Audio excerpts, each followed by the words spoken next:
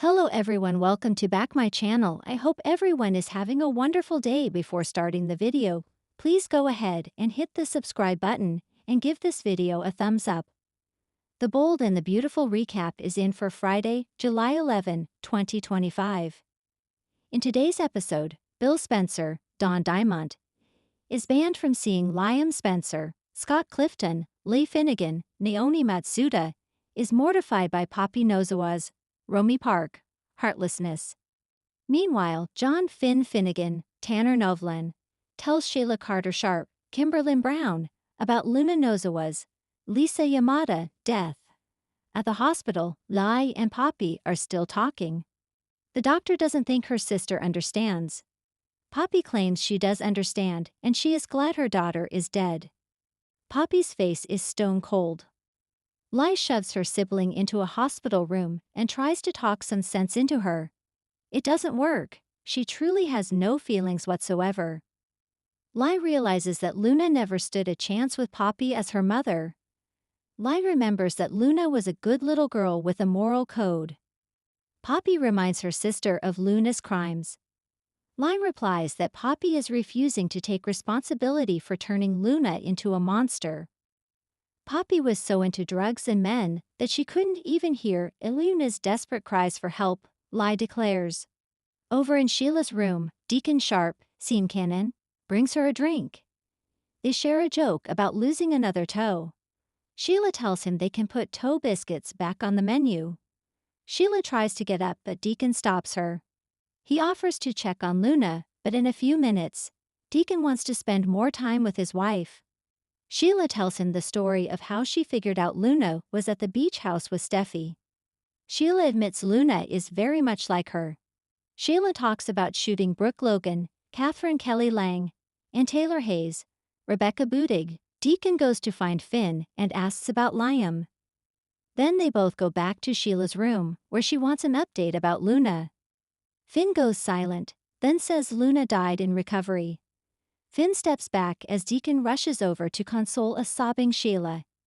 In Liam's hospital room, Hope Logan, Annika Noel, Steffi Forrester Finnegan, Jacqueline Missinswood, and Finn enter.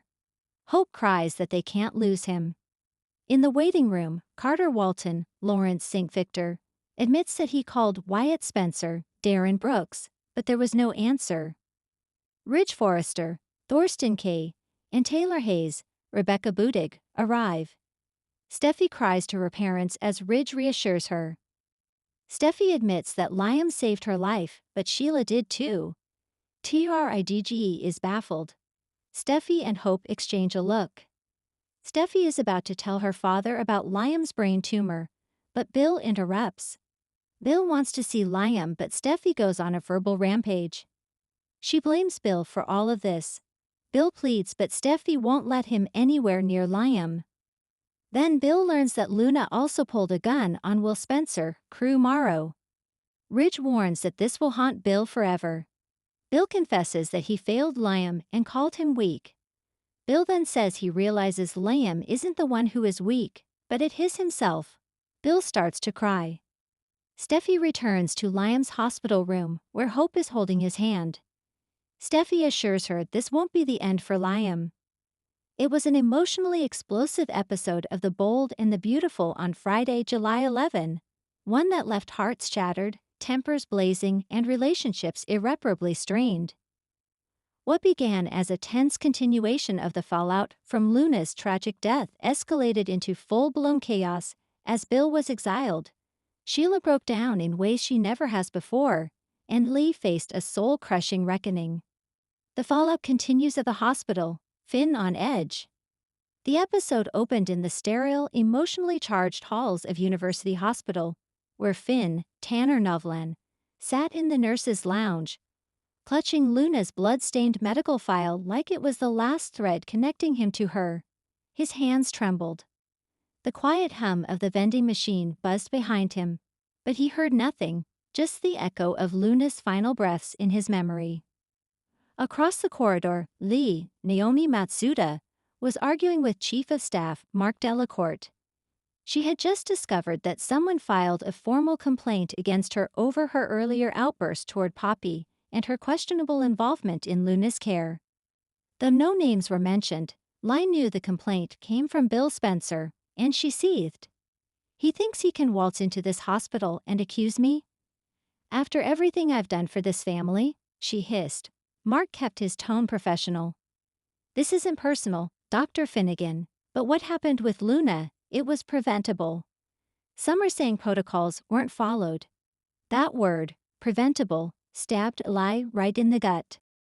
Poppy's grief turns volatile. Meanwhile, in the Spencer mansion, Poppy, Romy Park, remained crumpled on the velvet couch, still wearing Luna's perfume, unable to accept her daughter was gone. Her phone sat untouched on the coffee table, buzzing occasionally with condolences and headlines. Social media's already calling her a tragic symbol, she whispered to herself. But she was more than that. She was my baby. Bill Don Diamond tried to console her, but his own grief made his gestures clumsy. I'm going to make sure there's justice. Lai doesn't get to hide behind her title. She was reckless, cold, vindictive.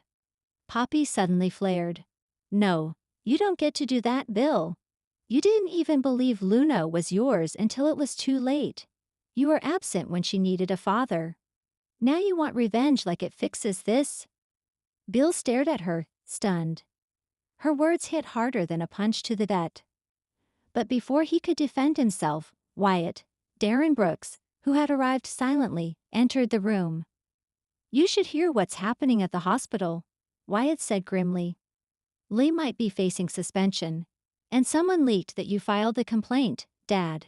They're blaming you for making it all worse. Lai, mortified, banished from the hospital. Back at the hospital, Lai received the news that left her reeling. She was officially suspended pending investigation. Her access to all patients, including Finn, was revoked. The look on her face when security arrived was devastating. Finn approached just in time to see his mother being escorted out like a disgraced criminal. You're letting this happen to me, she cried at him. But Finn didn't answer. His jaw was clenched, his eyes hollow. I can't help you, Mom. I lost someone I loved. You didn't even show her humanity at the end. Lee's pride cracked visibly. You're choosing them over me. Poppy? Sheila? A dead girl? Finn turned his back to her. I'm choosing peace, something you've never given me. As she was led out, the hospital staff whispered. Lai was mortified beyond words. The once powerful, fearless Dr. Lee Finnegan now looked like a shadow of herself, unwanted, blamed, and utterly alone. Bill banned from the hospital grounds. Later, Bill arrived at the hospital, determined to speak with Finn and demand accountability. But when he tried to walk in, he was stopped at the entrance. Mr. Spencer, the security guard said, I've been instructed not to let you onto the premises. You've been banned until further notice. What? Bill exploded. You have no idea who I am. This is outrageous. A second guard stepped in. We do, sir. That's why this is being enforced. Bill stepped back, face red, veins bulging. You tell Finn I'll see him one way or another. Sheila's unexpected grief. A mother in mourning. In the most shocking twist of the episode, Sheila Carter, Kimberlyn Brown, was shown alone in her dimly lit apartment, surrounded by dozens of printed photographs of Luna and Finn. Some of them were screenshots she had printed from social media. Others were candid moments she must have taken from a distance, haunting evidence of a secret obsession. She was light, Sheila murmured, staring at a photo of Luna laughing in a field of daisies. She was innocence. She was everything I could have been, if someone had loved me enough. Deacon, Sean Cannon, appeared, visibly concerned. Babe, you've been in here for hours. This isn't healthy. Sheila looked at him through hollow eyes. Don't you see? She reminded me of us. A second chance. Something pure. Deacon stepped forward slowly. She wasn't ours, Sheila. But she was mine in my heart. Finn loved her. And I loved her too, in my own way. Deacon knelt next to her, seeing something in Sheila he never had before. A genuine, heartbreaking grief. Not just a manipulation. not just a game, real loss. You don't have to go down this dark road again, he said gently. Don't let this destroy you. Sheila nodded, but tears streamed down her face as she whispered. She was the only one who didn't look at me like a monster. Steffi confronts Finn about Sheila and her own fear. At the Cliff House, Steffi, Jacqueline Missinswood, returned from a business trip early, unaware of the full scale of the tragedy. She found Finn sitting silently, eyes glassy, not even reacting to her entrance. I heard about Luna, she said quietly. I'm so sorry. Finn didn't respond. After a long pause, Steffi added, Do you want to talk about it? I can't stop seeing her face, he finally said. She was begging me not to give up on her, even as she slipped away. Steffi sat next to him, but couldn't touch him. You're blaming yourself. I'm blaming everyone. Lie, Poppy, me, even you, he admitted. Steffi jolted. Me? What did I do? You pushed her away. You made her feel like she was toxic because of Sheila and Poppy. You said she wasn't family. Steffi looked pained. I didn't mean for her to die. But she did.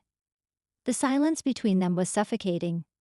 Then Finn stood and left the room without another word, heading toward the beach cliffs. Steffi sat there, stunned, tears brimming in her eyes. She whispered, I think I've lost him.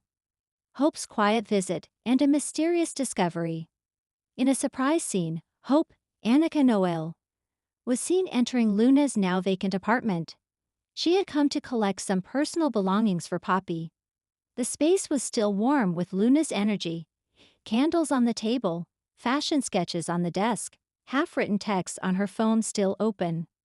Hope smiled sadly, picking up a bracelet she remembered Luna showing her. Then something caught her eye. An envelope taped under Luna's vanity. Curious, she pulled it out. Inside was a note, handwritten. If anything happens to me, don't believe everything you hear. I know what someone's planning. It's bigger than all of us. Hope stared at the letter, blood draining from her face. A day of reckoning ends in silence. As the episode closed, we saw a montage of the shattered characters in silent reflection. Bill, standing outside the hospital gates like an exile, staring up at the building that turned its back on him. Lee, sitting alone in her car, her medical badge in her hand, whispering, I did everything right. Poppy, curled up in Luna's bed, cradling her daughter's hoodie and murmuring lullabies. Finn, walking barefoot along the cliffs, the wind howling as if echoing Luna's final cries. Sheila, lying on the floor of her apartment, pictures of Luna surrounding her like a shrine. And finally, Hope holding the mysterious letter with shaking hands, whispering to herself. What did Luna know? Final thoughts. Friday, July 11th's episode of The Bold and the Beautiful was a masterclass in character breakdown, tension, and emotional implosion. Every relationship cracked, every line of loyalty blurred, and the shadow of Luna's death cast an inescapable pall over Los Angeles. With Lai disgraced, Bill banned, and Sheila grieving in ways no one expected, the stage is now set for deeper revelations. Luna's final warning suggests secrets still buried. But who's hiding them, and who's next in the line of fire? The Bold and the Beautiful barrels into next week. One thing is certain, nothing will ever be the same again. Thanks for watching this video, and please subscribe our Boldy and BAUTLifeULUPDAT YouTube channel for more update news.